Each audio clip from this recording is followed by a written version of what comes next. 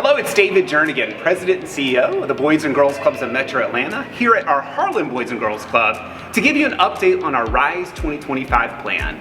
You may know that in 2020 we launched a new strategic plan focused on serving more kids, more often, with greater impact. That strategic plan outlined 5 strategic goals: growth, achieving greater impact, realizing a strong financial position, building diverse and effective leaders, and ultimately promoting a culture of equity and inclusion. Today I'm going to walk you through how we're doing against those 5 goals and give you an update on what's going on in the organization. Let's start first with more kids, more often. So when we launched our strategic plan, we set a goal of serving 10,000 members by 2025.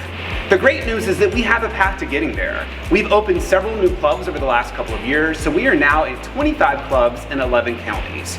The bad news, of course, is like every youth-serving organization, we've seen a decline in membership due to COVID. We've had limited capacity in our clubs over the past year and a half, but fortunately, with declining COVID numbers, we are optimistic that we'll begin to see more and more kids returning.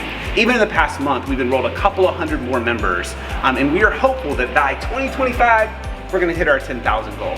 The other great news on this one is that we set some goals around frequency of attendance. Back in 2019, we had members coming to our club 3 or more times per week at about 55%. Today, we are at 75% of our members are showing up 3 times per week. And we know what the research says. If they come at least 3 times per week, we're going to see that impact in those 3 core areas of academic success, healthy lifestyles, and character and leadership. So we know it's not enough just to serve more kids. We have to make sure that we are achieving greater impact with our kids. So how do we measure impact? There's a few different ways. First, we ask our kids, how are they experiencing our club? We've just recently started asking our parents their level of satisfaction with the club. And most importantly, we look at what happens to our kids after they leave us and how are we preparing them for life after the club. So when we look at those 3 dimensions, I'll tell you there's great news on all 3 fronts. On the kid front, we do a National Youth Outcome Initiative survey with the Boys and Girls Club of America, and the early data from this year's survey indicates that our kids are telling us that they're having a great club experience.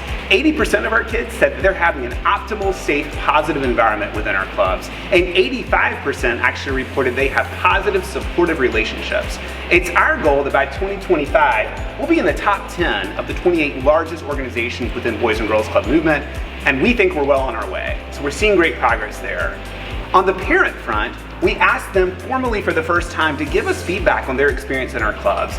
I'm proud to say that 93% of them said they would recommend the Boys and Girls Club of Metro Atlanta to another person, another colleague, another family member. That actually already beat our goal of 80% by 2025. And finally, let's talk about how we support our kids after they leave us and prepare them for life after the club. One of the things that you know probably about the Boys and Girls Club is that we focus on college and career readiness and ultimately making sure that every kid has a plan when they leave our club. We've put a lot of energy over the last year in building a college and career readiness framework that we're rolling out to start earlier with our kids. It includes exposure opportunities, it includes internship experiences, it includes being intentional about building a specific plan with every individual child. We're really fortunate to have the support of our federal government actually to support this initiative. The U.S. Secretary of Labor, Marty Walsh, actually came out this past week and visited one of our clubs. And in that visit, we talked about the recent grant that he was able to award to the Boys and Girls Club of America, a $5 million grant, $75,000 of which came to here to Metro Atlanta to support Workforce Pathways, and it's a Workforce Pathways Youth Grant. So we are so grateful for that support, and it's initiatives like that that are going to help us deliver on this promise of having 250 kids annually graduating with a placement from a Boys and Girls Club here in Metro Atlanta. So our third strategic focus area is on realizing a strong financial position. We are making tremendous progress on this particular area. I'm very proud to report that by September 2021, we had 37 days of cash on hand. That is significant progress from where we were, and it's frankly because of the generous support of our donors who have leaned in during this pandemic, as well as taking advantage of opportunities like the PPP loan, 2 rounds of which we received with the Boys and Girls Club of Metro Atlanta. As we look longer term and think about what it's going to cost to execute on our RISE 2025 plan, we're in the process of assessing with the donor community and having conversations with the donor community about the possibility of a comprehensive campaign called Rising Together in support of our RISE 2025 plan. If that campaign gets executed as a comprehensive campaign, it'll bring in needed resources for capital improvements, as well as the capacity building and growth capital needed to execute all that we're talking about with this RISE 2025 plan. As we look at particular dimensions of this plan under Realize a Strong Financial Position, a couple of areas that come to light that I think are going to be important as we move forward. First, we know that we're going to need more individuals to lean in at the 25,000 or more annually level. That is a particular focus area in this plan of realizing and bringing in more major donors as supporters of the organization. We also are really looking for more companies who want to be partners with the organization. There's an opportunity for both of those to take place with our annual Youth of the Year event.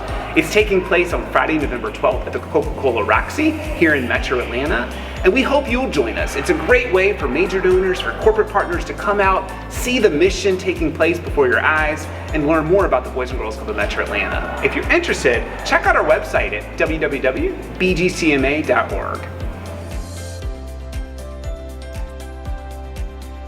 So our fourth strategic focus area is on building diverse and effective leaders. When we think about leadership in an organization, we think about both volunteer leaders and those that are leading within our clubs and in our support center. In terms of volunteer leaders, we made a commitment in this RISE 2025 plan that by 2025, 50% of our board members would come from racially diverse backgrounds. That includes both our board of directors and our 11 county boards. They have made significant progress against this goal in the past year and a half. In fact, today we are at 38% of our board members come from racially diverse backgrounds and 39% of our county board members. We are really excited about the work that they're doing in helping to support this overarching goal of building diverse and effective leaders. We've called on them recently. In fact, we have a new board member cohort that has leaned in and said, hey, we want to help you with leadership development. Who best to help us than some of the best leaders in Atlanta think about how we develop our own internal talent? They have taken on about 50 leaders in our organization as part of a leadership cohort, and they are taking them through a program called Ability to Execute Essentials in partnership with McKinsey Consulting. We're so excited that our leaders in this organization are going to get some of the access to some of the best leadership development practices and content of businesses across America, and we're excited to see the impact of that development over the coming years. As we think about talent, however, I will share with you that like every organization, we're struggling to fill vacancies. We have over 100 vacancies today that we are working aggressively to fill to make sure that we can serve as many kids as possible. Here's how you can help us. While we're making progress on getting talent internally, and that's one of our goals here, 60% of our folks are coming from internal talent, which is great. We still have a number of seats to fill, a number of positions to fill. We're doing a lot of things, like every company, we're doing signing bonuses, we're doing referral bonuses, we're doing job fairs. We've invested in pay raises for our folks. But we know that there are a lot of talented people out there who would get energized by the idea of coming in and serving our kids every day. So we hope that you'll help us by referring great people to our website so they can join the Boys and Girls Club of Metro Atlanta movement. So our final strategic focus area is on promoting a culture of equity and inclusion. We know that the work that's so important in this strategic plan cannot happen if our employees don't feel included and don't feel like this is an equitable place for them to work. So we've put a lot of energy around this over the past year and a half. We've done a lot of listening. We've brought in support to come and assess the extent to which this is an organization that's inclusive. And the great news is we're making progress. So we measure success in this area using an employee inclusiveness score that comes from employee surveys. And in our most recent survey, we were very close to reaching our 2025 goal, but we have work to do. Another way that we're going to measure success in this one is how our employees report that they experience the organization and how they would refer Boys and Girls Club of Metro Atlanta as a great place to work. Our goal is to be at 90% by 2025. We're at 75% today, so we have work to do. But we know that as we continue to invest in our people, invest in leadership development, and listening to the concerns of our employees, that we'll continue to make this an amazing place for employees to foster their strengths and to contribute to such an incredible mission. So as you can see, we're making great progress with our RISE 2025 plan. However, we have a long ways to go to meet all of our 2025 goals. And I know there's no way we'll be able to do it without you and your continued support. Thank you for being there for us. Thank you for standing by us during this incredibly difficult time over the past year and a half. And thank you for continuing to be with us as we reach to serve more kids more often with greater impact.